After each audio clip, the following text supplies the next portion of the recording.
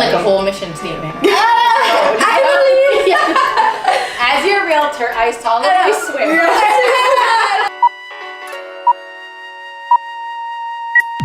Hello everybody and welcome to another episode of Page 1 of Some, the place where I'm making a difference eventually and I don't have all the answers, but I am starting the conversation.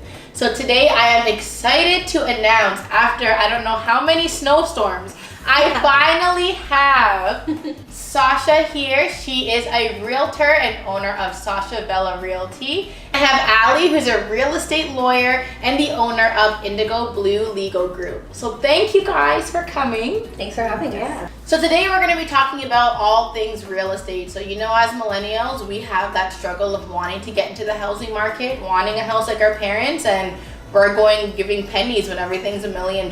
We can't afford it and we don't even know where to start. And I am bringing two people here to give you all of the answers. So one day you wake up and you're like, hey, I want to move out. I want to own property. I want something of my own, but you have no idea where to start. So as a realtor, what is the first thing that you would tell people to do?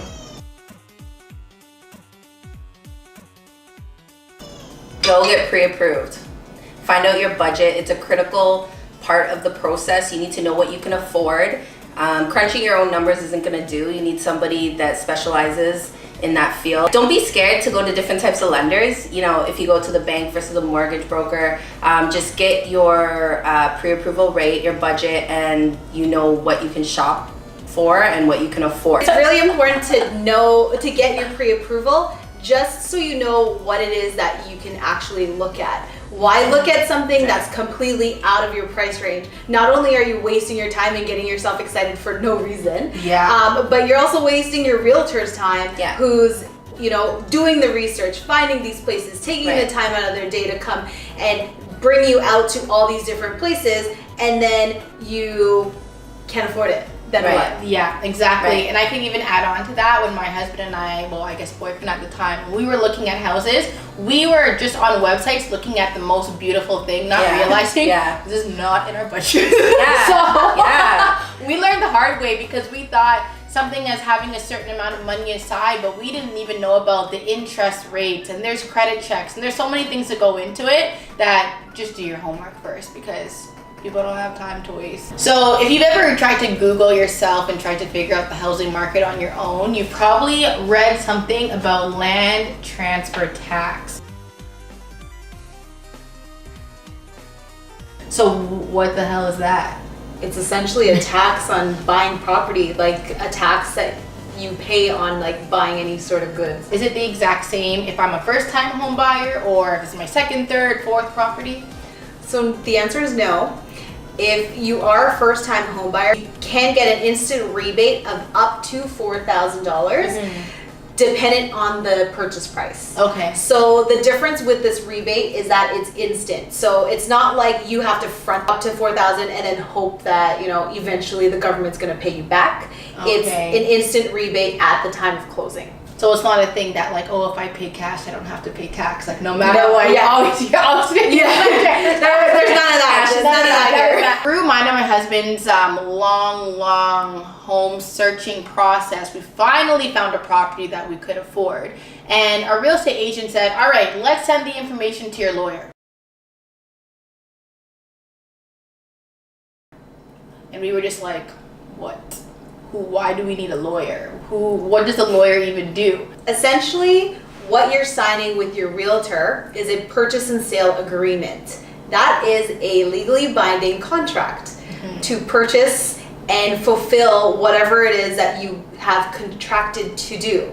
So whether you're the buyer or the seller, you have to comply with whatever it is that you drafted with your realtor.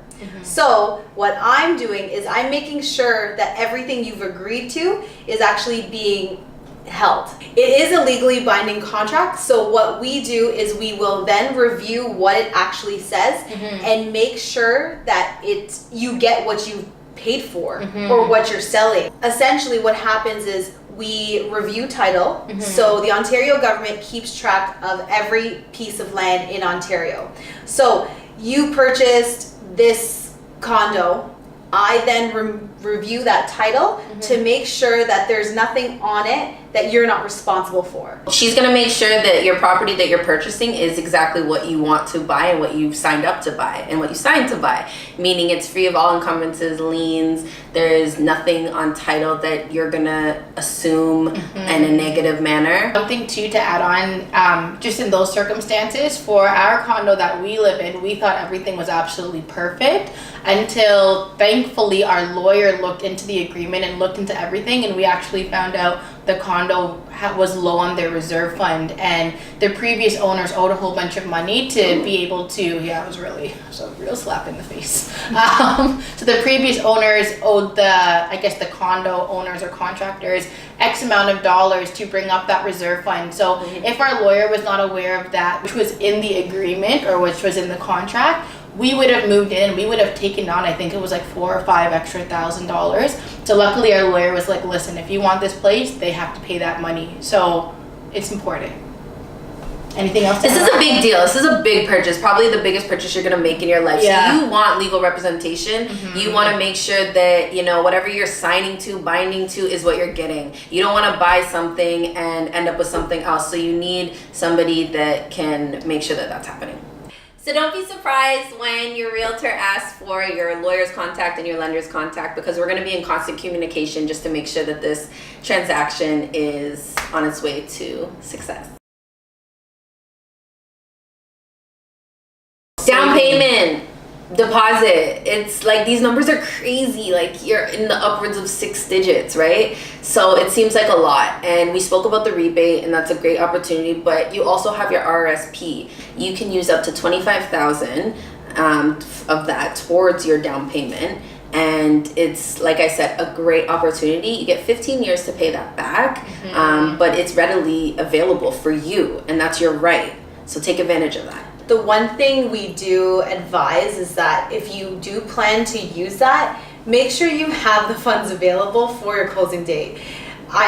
Usually it's locked up in whatever account, but draw it out a week before, at least a week before, because if we come to closing and that money is locked up and you can't get that money anywhere else, guess what? You're in breach of your legally binding contract. And then what? Then you get banged with additional fees and whatnot. So just be proactive and draw it out as soon as you know that your closing is coming up. Yeah, and just another proactive tip is to make sure that your money that you're using towards your down payment or towards your purchase is in your bank for at least a minimum, I'd say a couple, 3 months. Oh my gosh. Because this isn't a cash deal. This isn't a cash deal. And if we can't trace where the money's coming from, or we don't feel comfortable that it's coming from a secure account, then there's going to be issues.